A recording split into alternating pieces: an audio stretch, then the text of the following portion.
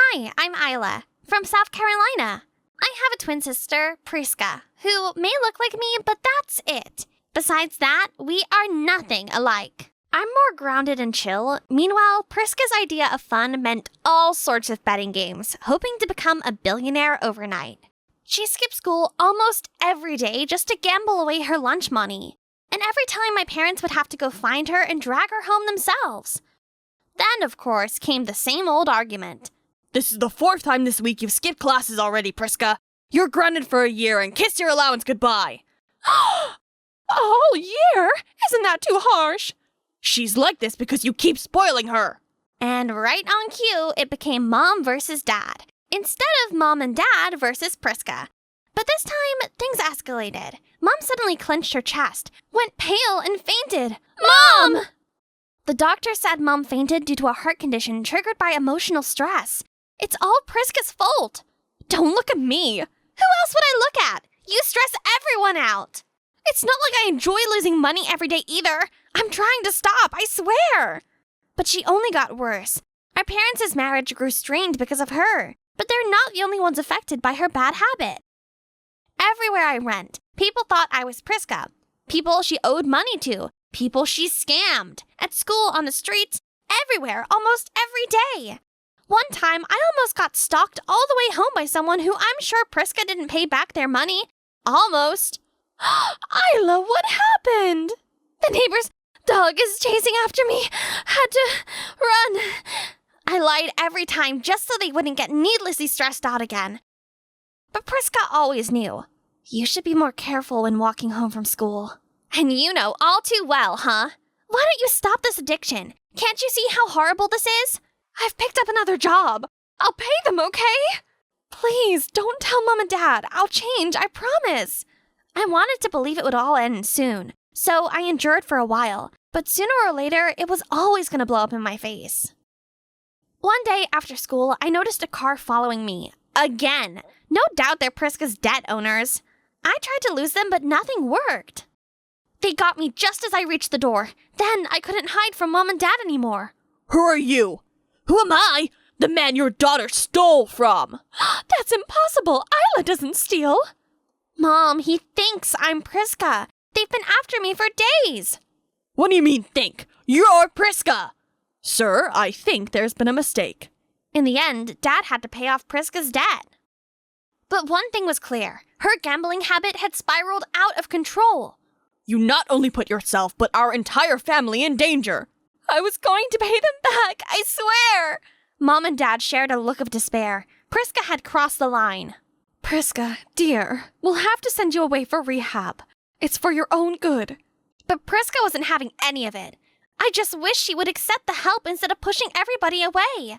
The next morning, I woke up to see my parents stand around Priska's empty bed. Isla, oh gosh, Priska, your sister is gone. She left a note. You all want me out of your hair? Fine. We need to find her. We've asked people to keep an eye out and let us know if they spot her anywhere. In the meantime, we'll help you build a life of your own. You don't have to worry about covering up for Priska anymore.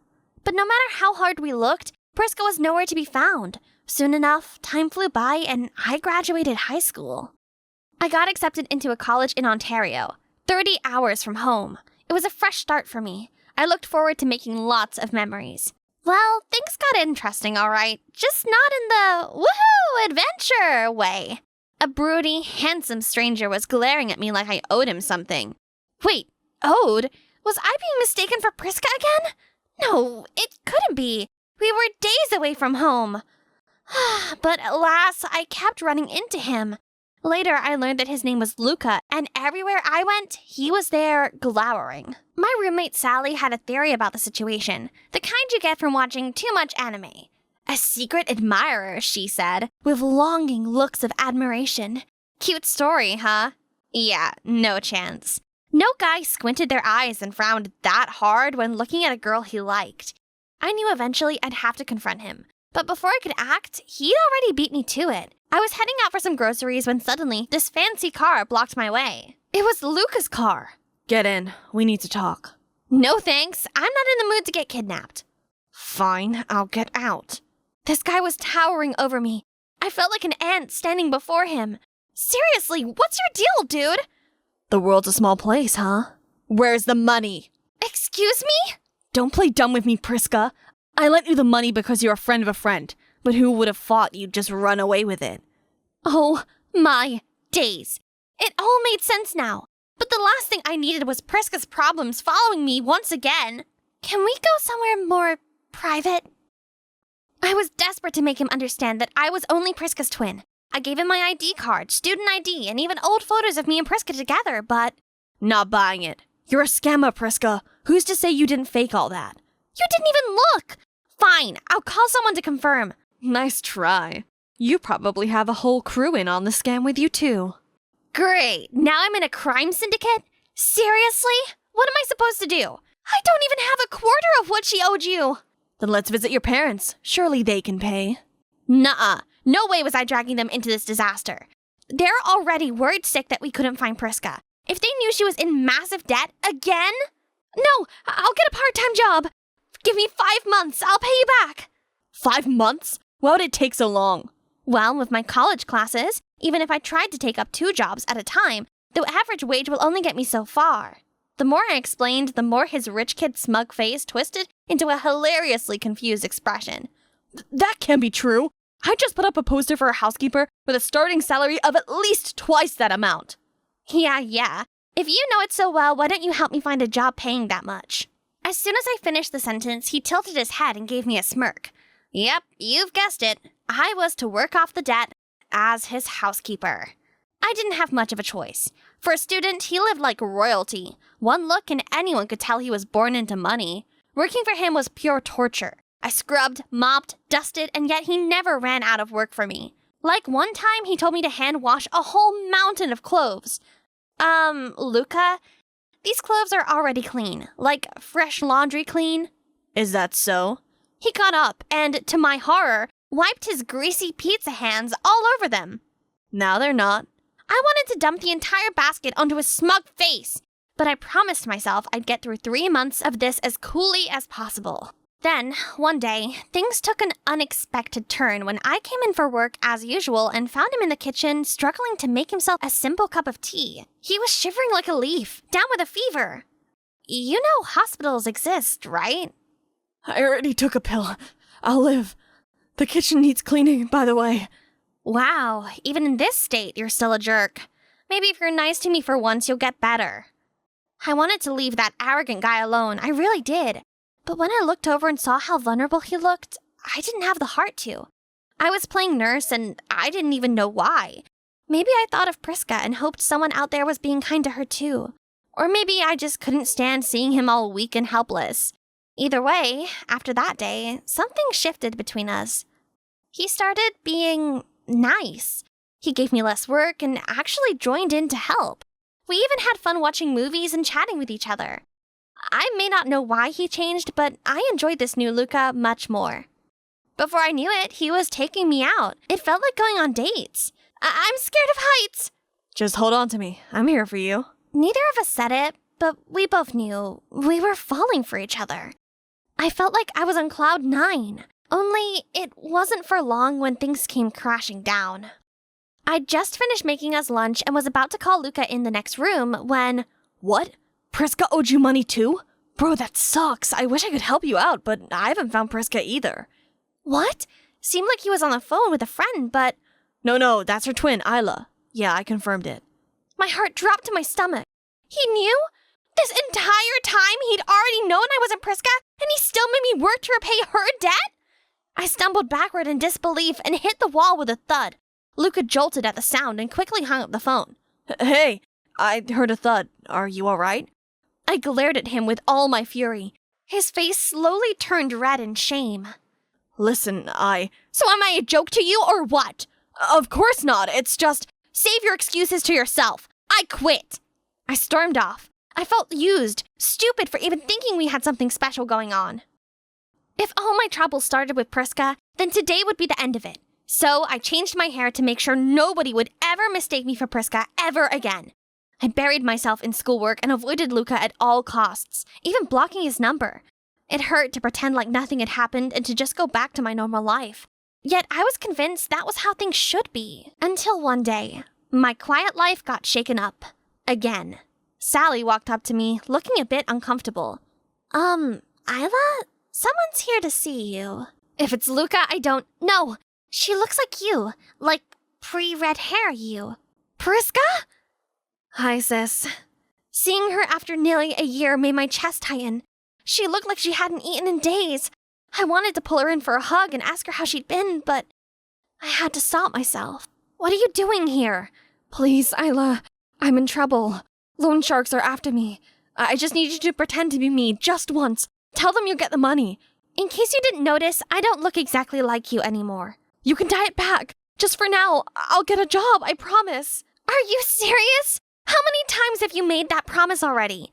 You're scared to face your debt collectors, but you're willing to push me into that situation just to cover your back? Isla, please. You hurt Mom and Dad, and you hurt me. I'm done cleaning up your mess. Here, buy yourself some food. But don't come to me again, unless you're ready to make a real change. I meant every word. Still, turning her away like that hurt more than I expected. But I knew it was the right thing. Priska needed a wake-up call. And you know what? I was right. Because 2 months later, I came home for Thanksgiving and we got a call from Priska. Hi, Mom, Dad, Isla. I have good news. I joined Gamblers Anonymous and have been going to meetings regularly for a while now. It's tough at first, but I'm slowly turning my life around. Oh, Priska, you have no idea how worried we were. We spent every single minute looking and worrying about you. But that's great news to hear, honey. But how?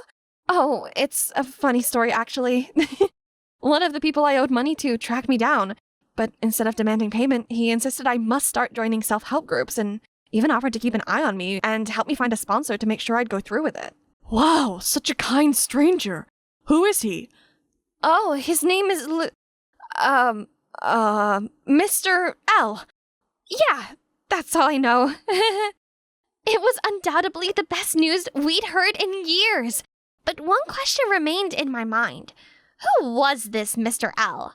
I got a feeling I might know him already. When I came back to the dorm after Thanksgiving, a surprise awaited. Luca was still trying to reach me, and this time I didn't avoid him anymore. Isla, I came to apologize. I'm truly sorry, Isla. I should have told you sooner that I already knew you weren't Priska, but I was afraid you'd just leave. And the more I knew you, the more I didn't want to lose you. You're kind-hearted and strong. You take care of everyone, even when nobody asks you to, even without asking for anything back. And if you'll let me, I want to be the one to take care of you for once. Well, I guess I do owe you a thank you for what you've done for Priska. Wait, what? Yeah, Priska isn't a very convincing liar, Mr. L. Thank you for your kindness. That was sweet of you. Oh, for God's sake, just date already! Real love isn't shielding someone from their own consequences. It's having the courage to let them face the truth and walk beside them as they learn to do better. Just another beautiful Sunday. I was bragging to Nanny Emma about my wonderful adventure. Goodness, that's incredible. Weren't you scared? Of course not. Dad taught me. Why are you still here, Amy? Get ready for your piano lesson. Oh, it's Mom. Again. She rushed in, snatched the phone out of my hand, said, "Go now or I'll delete all these videos." Okay, just delete them. Nothing you do could ever make me care more about those noise-making logs. Then I left to my room. Always ballet and piano and violin. What kind of mother forces her kid to do things they don't like? Ugh, I won't back down this time. I have my videos all backed up online anyway. She can't control me. What? Huh? What else? I turned around to see Mom drop to her knees. No, it can't be. Just this morning, my husband was still... Dad had suffered a stroke on a trip to survey a gem mine, and they couldn't reach the hospital in time to save him. How could that be? He's not only my dad, he's my bestest friend. I bet the news is just as hard to deal with for my sister Brianna, as she was always the one who went on business expeditions with him. He's the best dad we could ever ask for, but he's gone. And it felt like Emma and Brianna were the only people who really loved me now. Just last week, Dad was sitting here, next to me. Darling, it's not good for you to just sit home and wallow. Why don't you get out of here for a few days? And go where? Next week, your sister is going on a trip to a new mine. You can tag along. I'm sure she'd enjoy the company. I don't know. I don't like business trips. I'll bet you can make time for some adventures while you're there. There's bound to be hiking and things you like to do. Since when does Mom support any of my hobbies? She really must not want me around, huh? If that's what she wants. Okay then, sure. We were already running late for our flight when Brianna realized she had forgotten her passport. I offered to stay with her, but she insisted that at least one of us should make the flight. She assured me she'd be back in time for the next flight and we'd see each other soon, so I hugged her goodbye and headed toward the gate. While waiting for Brianna to arrive, I've already booked myself a skydiving session, as recommended by the hotel's receptionist. This thing is right up my alley, but the weather doesn't look too good. Are you sure this is normal? 100%. That's what makes it special here. People come from all over just for these wins. This is what you call extreme sports, isn't it? Yeah, right. Bring it on. So on the count of 3, I was free-falling. It was an unrivaled exhilaration, the ultimate thrill, until I deployed my parachute. Instead of gently floating to the ground, I was carried away by gust after gust of wind. Then I blacked out. I slowly opened my eyes. What has happened? Am I in heaven now? I look around to see nothing but a beach, framed by a dense forest. This place was clearly deserted. Maybe not so deserted. There I saw a group of tribal people, dressed in strange clothes, wielding spears. I tried to move closer to get a better look, but game over. They all turned to my direction. I ducked down immediately, but their footsteps grew louder. I held my breath, wishing for a miracle. Oh no, this is definitely my end. But unexpectedly, the hand pushed me down further into the bushes, as if they were trying to hide me. I looked up and saw it was a man talking to the other in a native language. The talking stopped. Seemed like the rest had left. Thank you so much, handsome mister. Sorry for bothering you. I'm gonna get going now. I may have let you off, but the others won't. These people are aggressive and will attack any intruder. Oh, he can speak English? Nice! I'm safe now! As I followed him through the forest, he stayed quiet, but I couldn't help brimming with questions. Where did you come from? Why are you here? You're not a local, right? Are you a scientist? Can you at least tell me your name? Silas. Okay, Silas. May I borrow your phone to call my sister? She'll pick me right up. Do you think I'd be here if I had a phone? I also got here by an accident a couple of years ago. Living like one of them is the only way to survive around here. At least until someone comes to save us. No, that can't be. It wasn't a deserted island, but I was certainly deserted on it. We arrived at a cave on the other side of the island where, according to Silas, the locals never roam around. You'll be safe here. I'll be right back. I didn't need him to take care of me. He may have stayed here for years, but I won't. I'll escape. It wouldn't be so hard to build a raft, right? So I gathered some logs. You hungry? Silas came back and threw something wrapped in leaves. Ah! Get these gross bugs away from me! I would rather starve. These are a delicacy. You have no taste. Stay here. Don't do anything stupid. It's getting dark, so I had no choice but to go to sleep hungry in the stuffy, mucky cave. There's dirty moss and bugs everywhere. Ew! At the break of dawn, I couldn't stand it any longer. I got up to continue working on my raft. Ta-da! Easy peasy. Now goodbye, stupid island! But no! My beautiful raft crumbled and sank as soon as it touched the water. Feeling defeated, I laid on the sand in frustration. Suddenly, I heard a whistle. Silas? How am I supposed to get up there? Am I his pet or something? What gives? Making me walk all the way up here? Mind you, I haven't eaten in a day. Then let's go get breakfast. But get changed first. He then took me to a river and showed me how to catch fishes. What do you mean I'm supposed to get my breakfast with this stick? Watch and learn, princess. Then Silas jabbed the spear into the water again and again until it's full of fishes. Okay, wanna challenge me? Psst, that's easy. Only, it's not. It's like the fishes could read my mind. It's been like half an hour and still nothing. There's plenty of fish in the sea, but somehow you can't catch any. Don't expect anything from my batch. Whatever. I'm not hungry. I don't need him.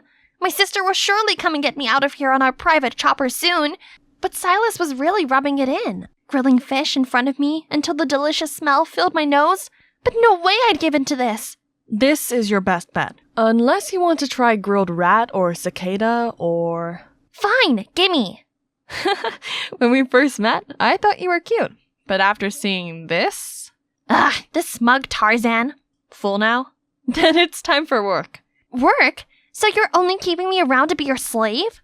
Do you want to keep living in that cave? You shouldn't steal the bugs home like that. We continued to walk deeper into the jungle until we reached this huge tree. We should build you a shelter up there. You'll be safe from the wildlife, and the natives don't go to this area. Does it need to be up so high? If they are that dangerous, how come you survive here this long? Are you playing me? I got really lucky. I was swept away by a storm while sailing alone. And when I washed up here, the natives were so ready to, send me to God. But thankfully, the chief's daughter, Nora, desperately begged her father to let me live. And for some reason, he did. That wouldn't happen to just anyone. Oh, this Nora girl must have been caught in some love at first sight. That's why you stayed here all this time. So romantic. Stop wasting time. Let's get to work. Building a shelter proved to be more difficult than expected. And Silas proved to be quite bossy. Hand me the big branch. Bigger. Amy, rattan rope. Give me another knife. Just wait a second. Let me catch my breath. You were so determined a few minutes ago. Go take a break. I want to finish this before sunset. I sat there, watching Silas work as the afternoon turned to dusk. And I must have dozed off for a while, as when I woke up, the treehouse was done. To be honest, it was better than what I expected from him. But where is he? I looked around, but the only thing I found was his scribbles on the ground. Stay here. I was glad to have my own shelter, but there was nothing to do to pass the time. Suddenly, there was a sound. Must be coming from the tribe. I followed the direction of the sound, hoping not to get lost. But soon enough, I found a clearing where a group of the natives were gathered around a huge bonfire. They were chanting something. Others were dancing, others cheered. It looked like they were having fun, which hit me with a wave of homesickness. For a moment, I was so lost in their celebration that I forgot I was being stealthy. Uh-oh, not again! I could have tried to run, but I froze. Thankfully, Silas stepped forward, telling the others to stay. As he approached, we made eye contact briefly before he signaled people that the coast was clear, then gave me a quick wink before returning to the fire. Shortly after I returned home, Silas did too. Are you trying to get yourself killed? I'm not kidding when I say it will be very bad if they find out about you. I'm sorry. I'm just scared and lonely. I'm all by myself and my family must be looking for me everywhere. To my surprise, Silas came over to comfort me. Everything's gonna be all right. I got you. Who? Where? How are you here? She clearly didn't know much English, but her weapon pointed at me was enough to know that she was angry. Silas immediately ran over to calm her down. I didn't know what they were saying, but she left, though not before giving me one last dirty look. Turned out it was Nora. Oh, what a relief! An acquaintance! Why didn't you tell me earlier? Don't celebrate too soon. Nora insisted you leave immediately. Oh, she knows how? Then I don't have much of a choice whether I stay or leave here, do I? Don't worry. I'll take care of Nora. And he must have, because the days passed by and the natives never came to drive me out. Silas continued to visit me every day, bringing cloves, teaching me how to pick fruit, swing on branches. Soon the work turned to play. He started teaching me tribal dances and vocabulary, and we visited the waterfalls and lakes around the island. It's pretty fun. It felt like going on adventures with my dad again. Confident in my knowledge of the island, I started to venture out on my own. But Silas didn't prepare me for this. A leopard showed itself and slowly moved towards me. I tried to stay composed to find a way to escape, even though every bit of me was freaking out, when suddenly, Nora jumped down from nowhere and petted the leopard as if it was her little kitten. She gave it a fish and the kitty just happily ran away. Thank you so much. I'm Amy, Silas's friend. Silas, mine! Yes, he's all yours. I hate him so much. I wouldn't even touch a strand of his hair. Silas? Ew. No. Nora huffs loudly before leaving. Here. Or maybe I shouldn't share it with you since you hate me so much. Oh, stop it. My life was on the line. It was not time to confess my feelings. Oops, what did I just say? I continued to stutter, making lame excuses. You're not even listening to me, are you? You haven't heard a thing I've said. Huh? What did you say? He grinned and left without another word. I couldn't stop smiling at the silly bracelet. The island isn't really that bad. I have the freedom I've always wanted. I wake up with the sunrise and have things like this. This really is the life. One day, the sun had already set and Silas still hadn't come over. I was starting to worry when he arrived with, "Nora?" Silas said she wanted to bring me some clothes. I was relieved that she finally wanted to make peace, but her expression confused me. When I thanked her, she didn't say a thing or even smile. We sat around the fire. Silas and I talked about one thing after another. Oops, we might have forgotten about Nora. But the language barrier really is a big deal, you know. And so she just sat there sulking. Suddenly, she stood up, causing hot coal to splatter all over me. Silas hastily helped me clean my hands as Nora stormed off. Is she okay? Maybe you should go follow her. But Silas reassured me she'd be fine and went to find aloe vera sap for my burns. I think she misinterprets our relationship. Does she? 'Cause I too thought there was something going on. I was too surprised, but managed to gather myself enough to reply clumsily. Says who? I don't think you formally courted me, sir. Tomorrow will be our first date then. In the mushroom forest. What do you say? I was glad Silas had saved this place for a date, because everything about it was curious and beautiful. Before long, I had wandered far ahead of Silas. I knew I had gone too far, but something drew me deeper into the forest. I walked along this cave, as I thought I saw a ray of light at the end. And there really was! The cave was not a dead end, but it was just covered by vines. And, oh my god, this is like a whole nother paradise that hasn't been discovered.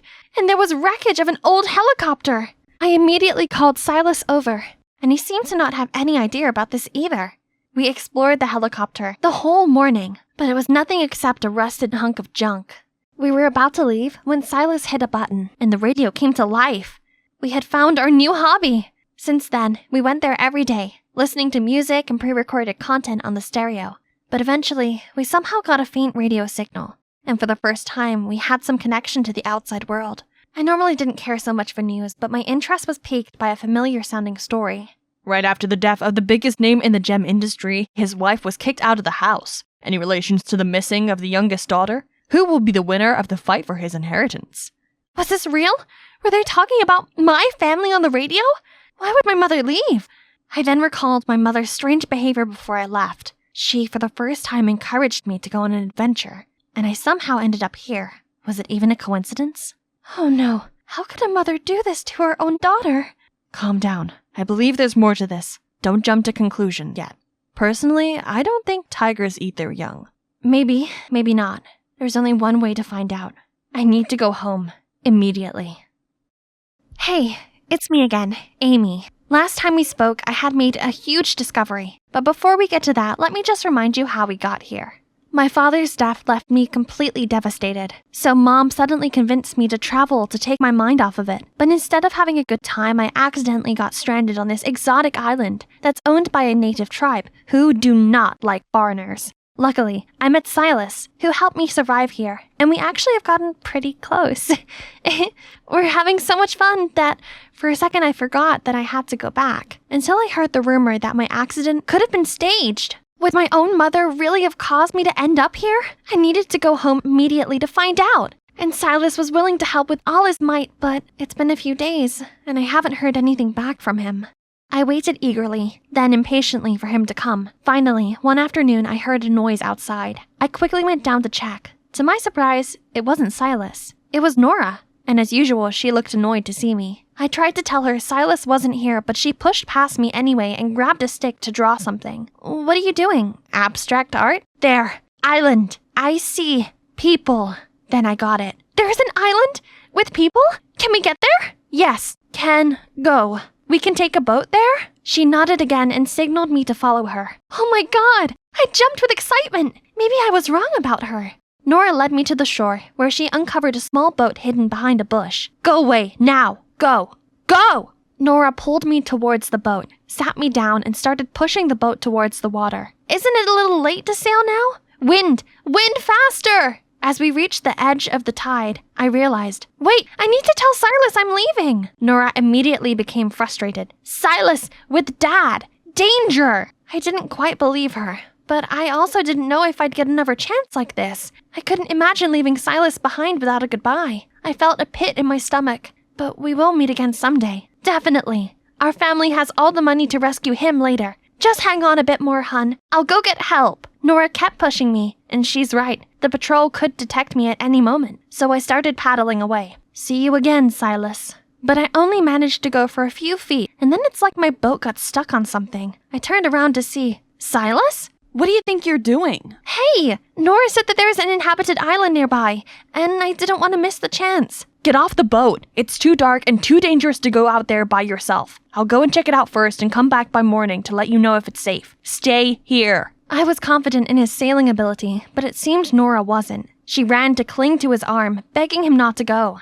Still, he ignored her and got on the boat. Nora glared at me before storming off, but I stayed on the shore for a moment, watching Silas disappear into the dark sea. Soon enough, the winds grew stronger and the rain started coming down hard. The storm lasted through the night. I stayed up, waiting in the cave where I spent my first night on the island. The rain stopped by dawn.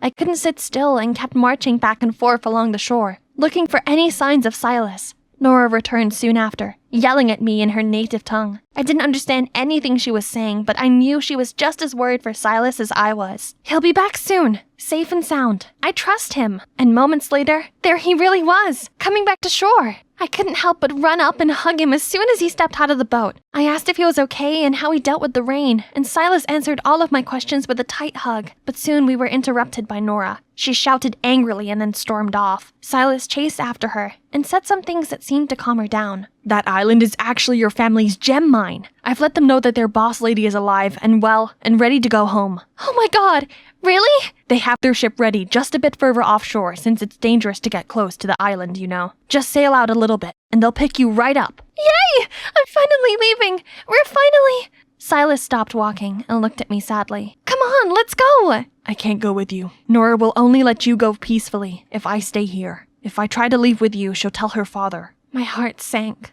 We'll see each other again, I promise. How? Where there's a will, there's a way. Silas squeezed my hand and then let me go. I tried not to look back at him as I got onto the boat and set sail. I traveled for what could have been a few minutes, or a few hours. I couldn't tell anymore, until I was finally spotted by a larger vessel. They set out a lifeboat for me, and once on board, I was well taken care of by everyone, offered food and warm clothes. But first thing first, I had to contact my family. I called home and the person on the other end was my grandmother. She's as surprised to hear my voice as me hearing hers. Turns out, after all the shenanigans that happened after my father's death, my grandma had moved into our house to take care of things and wait for my return. We cried for a good 10 minutes, and then I told her not to worry. I was safe, and that I'd be home soon. When I got home, Grandma, Nanny Emma, and my sister Brionna rushed to greet me. As my sister hugged me tightly, I realized how much I had truly missed them, and also realized that my mom was really nowhere to be seen. No one made any mention of her in any way. I worked up the nerve to ask my grandma about her. Right when the police said there were signs of foul play in your disappearance, I already got suspicious. Then when Emma said it was your mother who suggested you go there and play those silly games, I immediately kicked her out. People are truly full of surprises. Do you really think Mom was masterminding all this?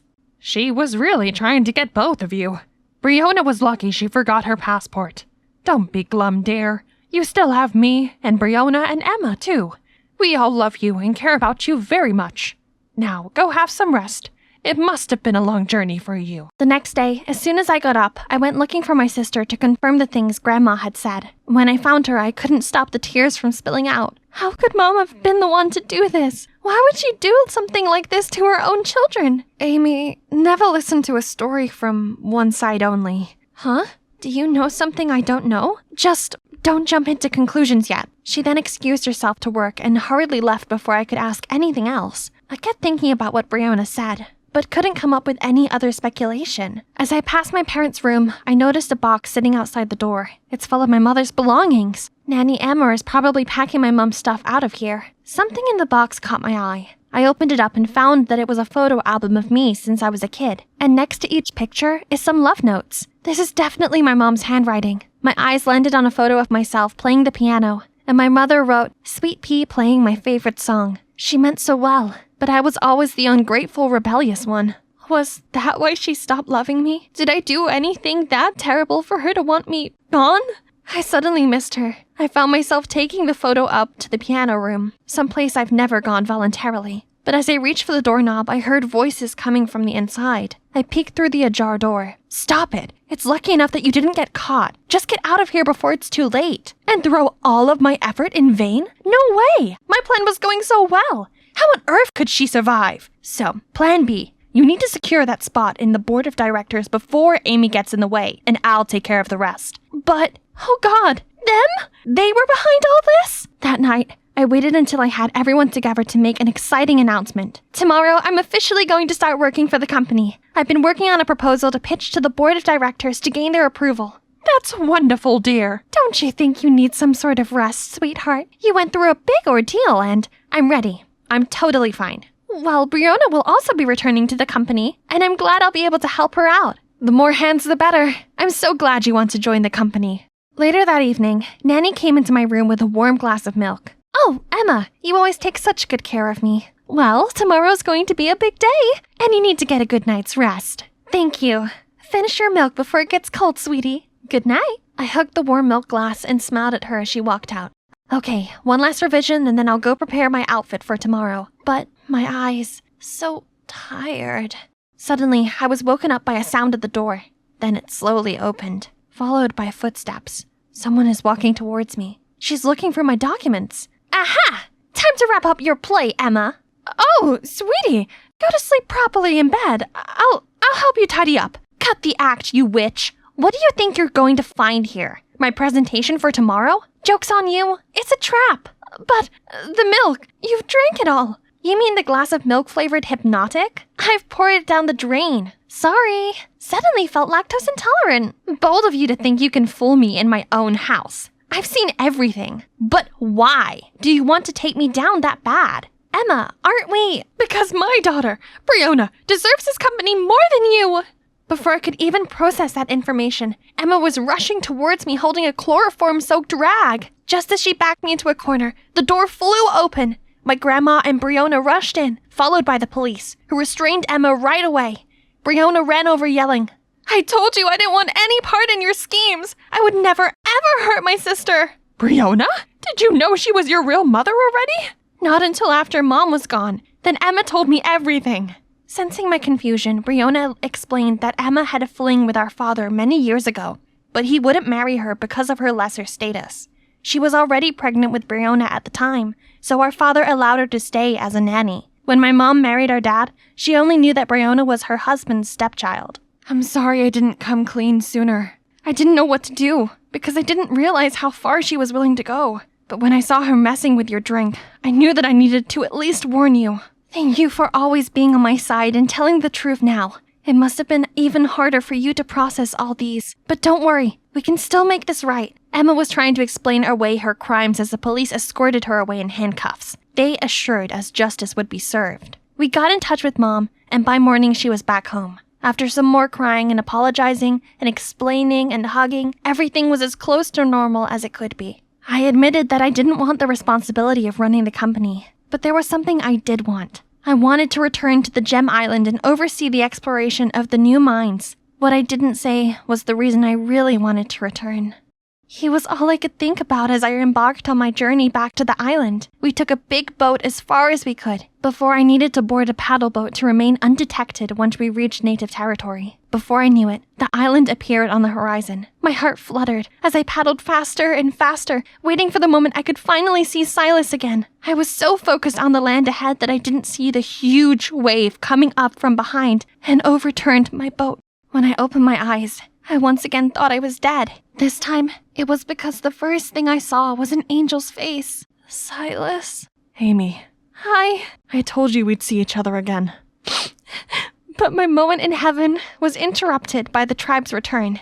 We were surrounded by the natives hollering and pounding their spears into the ground. A man angrier and more distinctively dressed than the rest stepped forward. This must be the chief. He shouted something to the others, and they grew quiet. He shouted some more, and all of their spears were pointed at me and Silas. I looked up at Silas. His face didn't change. He hugged me even tighter. Just when I thought the end was near, I heard a familiar voice. Nora was standing in between us and her father, shouting desperately. The chief's expression softened, and after some discussion between them, the chief gave another order, which made Silas very surprised.